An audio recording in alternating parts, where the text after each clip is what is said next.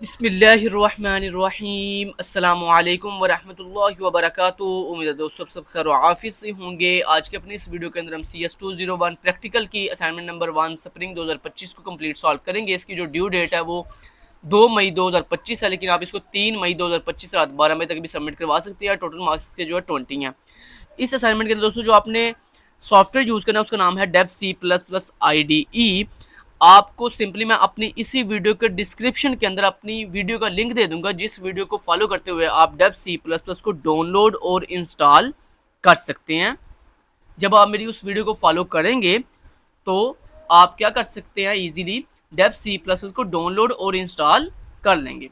तो जब दोस्तों आप डेव C++ को प्रॉपर्ली मेरी वीडियो को फॉलो करके डाउनलोड इंस्टॉल कर लोगे तो आपके डेस्कटॉप पे इस तरह ना डेव C++ का लोगो आ जाएगा। आप सिंपली क्या करोगे, डेव C++ के इस लोगो के ऊपर डबल क्लिक करके इसको ओपन कर लेना।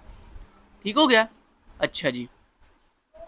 नेक्स्ट, CS201 के शॉर्ट लेक्चर्स की जो प्लेलिस्ट है उसका लिंक भी मैं वीडियो के डिस्क्रिप्शन में आपको प्रोवाइड कर दूंगा। आप मेरी वो शॉर्ट लेक्चर्स वाली लैब्स देखकर अपनी CS201 प्रैक्टिकल के फाइनल टर्म पेपर की अच्छे से प्रिपरेशन कर सकते हैं। प्रैक्टिकल जो सब्जेक्ट होता है ना, इसकी मिड का पेपर नहीं होता, इसका सिर्फ फाइनल का पेपर होता है। तो फाइनल पेपर की तैयारी, इसके फाइनल पेपर की तैयारी के लिए आप मेरी प्लेलिस्ट को फॉलो कर सकते हैं। अच्छा जी दोस्तों, इस असाइनमेंट के अंदर हमने एक बहुत ही छोटा सा प्रोग्राम राइट करना है जो कि बहुत ही ईजी है।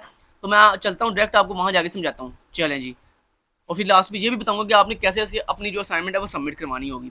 तो सबसे पहले दोस्तों, जब आप डेव C++ के ऊपर डबल क्लिक करके उसको ओपन करोगे तो आपके सामने इस तरह डेव C++ ओपन हो जाएगा और बहुत ही ईजी इंटरफेस है डेव C++ का। जब आप इसको ओपन कर लोगे तो आपके सामने बिल्कुल ना वाइट स्क्रीन एक आएगी।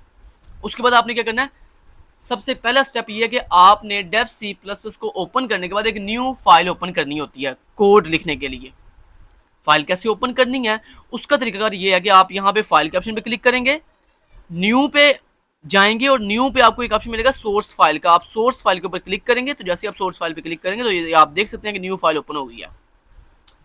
जब आपकी ये न्यू फाइल ओपन हो जाएगी उसके बाद सेकंड स्टेप ये है कि आपने इस फाइल को सेव करना है। तो फाइल को सेव कैसे करना है, उसके लिए आप कुछ भी पहले डमी सा लिखें।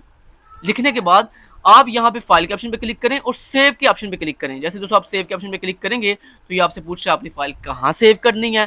तो आप सिंपली अपनी फाइल डेस्कटॉप पे सेव कर लो। तो मैं यहाँ पे डेस्कटॉप के ऊपर क्लिक करूंगा तो मैं डेस्कटॉप पे आ चुका हूँ। अब यहाँ पे मुझसे फाइल का नेम पूछ रहा है, मैं यहाँ पे फाइल का नेम बताऊंगा। जो भी आपकी अपनी खुद की व्यू आईडी है, आप वो व्यू आईडी यहाँ पे लिख लो एज ए फाइल नेम। ठीक है, तो मैं यहाँ पे लिखूंगा BC 12312345678 दोस्तों आप भी आपकी यहाँ पे जो भी व्यू आईडी होगी आप यहाँ पे लिख लेना और उसके बाद सेव के बटन पे क्लिक करना। आपकी फाइल जो है सक्सेसफुली सेव हो चुकी है। ठीक है, जब आपकी फाइल सेव हो जाएगी उसके बाद आपने ये जहाँ पे जो डमी टेक्स्ट लिखा था उसको आपने रिमूव कर देना।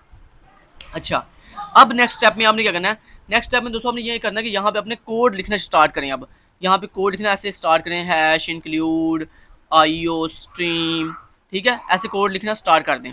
अब ये कोड कौन सा आपने लिखना है, ये कोड लिखना है आपने। ये कोड मैं आपको दिखाने का हूँ, ये लीजिए जनाब, ये कोड मैं आपको दिखा देता हूँ। ये कोड ऐसी डिट्टो कॉपी आपने लिखना स्टार्ट कर देना। समझ आ गई बात की?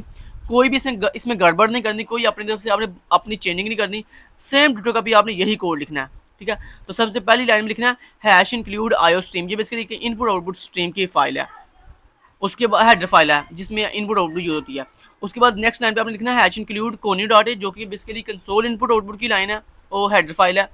उसके बाद दोस्तों ये हमारे पास लाइब्रेरी है यूजिंग नेम स्पेस स्टैंडर्ड, जो कि हमारे स्टैंडर्ड चेक करती है कोड के अंदर।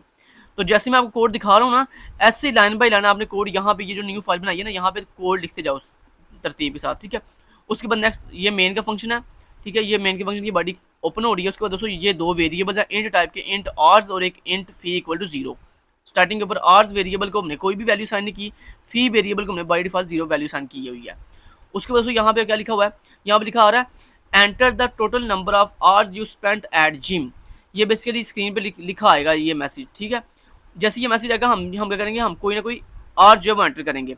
उसकी वजह से यहाँ पे हम ये चेक कर रहे हैं कि जो आपने आर्स यहाँ पे एंटर किए हैं, अगर वो आर्स 0 से लेस है, मतलब नेगेटिव आपने लिखा -5 -2, मतलब कोई नेगेटिव वैल्यू दी या 0 वैल्यू दी आर्स के अंदर, तो यहाँ पे ये आपको इफ कंडीशन में जाकेगा invalid input please enter a positive integer for ours, और सॉफ्टवेयर जो है बंद हो जाएगा।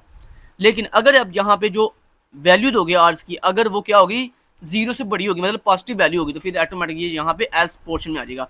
जैसे ये इस एल्स पोर्शन में आएगा तो एल्स पोर्शन में आने के बाद ये चेक करेगा कि आपने आर्स कितने एंटर किए हैं। अगर आर्स आपने 1 एंटर किया है तो दोस्तों फिर आपकी फ़ी जो है वो 0 होगी। 0 क्यों होगी? क्योंकि दोस्तों सर ने कहा था कि अगर आप 1 घंटा जिम में स्पेंड करोगे तो उसके लिए आपकी जो फ़ी होगी वो 0 होगी फर्स्ट आवर की। लेकिन अगर आप 1 से ज़्यादा आवर्स स्पेंड करोगे तो जितने आवर्स आप स्पेंड करोगे तो पर आवर के लिहाज से आपकी 200 रुपया फीस होगी। मान लो आपने 5 आवर्स जिम के अंदर किए हैं स्पेंड, मान लो आपने 5 घंटे जो जिम के अंदर लगाए हैं, तो 5 में से माइनस कर दो आप 1 माइनस क्यों करेंगे? क्योंकि दोस्तों पहला जो घंटा है, पहला जो 1 घंटा है वो आपका फ्री है, तो हमने फ्री वाला जो 1 घंटा था वो माइनस कर दिया। ठीक है, जब माइनस किया तो बाकी कितना बच गया? 4 घंटे। तो उन 4 घंटों को आपने 200 से मल्टीप्लाई कर देना। क्यों? क्योंकि 1 घंटे की जो फीस है वो 200 रुपये है, तो 4 घंटों की फीस को निकालने के लिए आप अपनी 4 को मल्टीप्लाई कर दोगे 200 के साथ। समझ आएगी बात की? तो यही यहाँ पे हम फार्मूला लगाया है कि हमने कहा जो भी टोटल आर्स है उसमें से माइनस कर दो उसका फर्स्ट वाला आर, बाकी जितने आर बच जाएंगे उसको मल्टीप्लाई कर दो 200 के साथ, हमारे पास जो है फी निकल के आ जाएगी। वो फी जो है वो हम स्क्रीन पे डिस्प्ले कर देंगे, टोटल फी ऑफ दिस। ठीक हो गया? तो चलें जी, उम्मीद करता हूँ आपने ये कोड जो है सारा लिख लिया, समझ भी लिया। उसके बाद दोस्तों नेक्स्ट लास्ट पे गेट CH है, ठीक है, जो कि कंपाइलर को स्टे करवाता है किसी लाइन स्पेसिफिक लाइन के ऊपर। उसके बाद रिटर्न 0 है टर्मिनेट करने के लिए सॉफ्टवेयर को, और लास्ट पे ये बॉडी है, मेन की बॉडी जो है यहाँ पे एंड हो रही है। तो आपने दोस्तों कोई भी गलती नहीं करनी है, सेम डिटो कॉपी ऐसे ही कोड लिखना है। उसके बाद अब ये कोड आपने उम्मीद है लिख लिया होगा।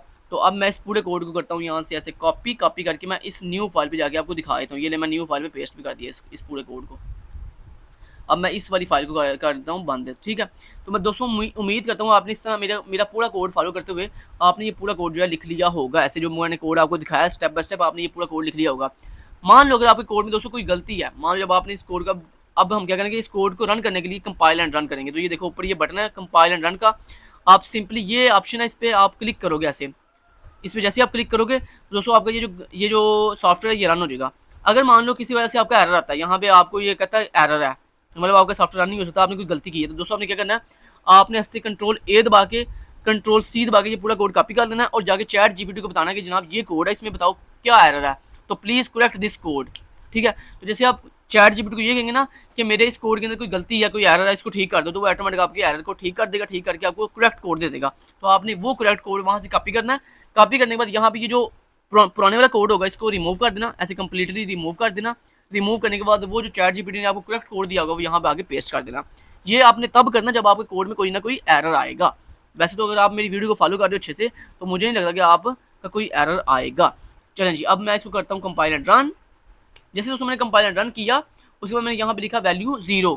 जैसे मैंने वैल्यू 0 दी तो देखो मुझे कह रहा है invalid input please enter positive integer for hours. ये मतलब वो कह रहा है जनाब आपने जो मुझे घंटे बताए हैं वो ठीक नहीं है, आप पॉजिटिव वैल्यू दो। अब मैं यहाँ पे दोस्तों वैल्यू दूंगा 5। ये देखो मैंने 5 वैल्यू दी, एंटर प्रेस किया, देखो मुझे कह रहा है टोटल फी ₹800। क्यों?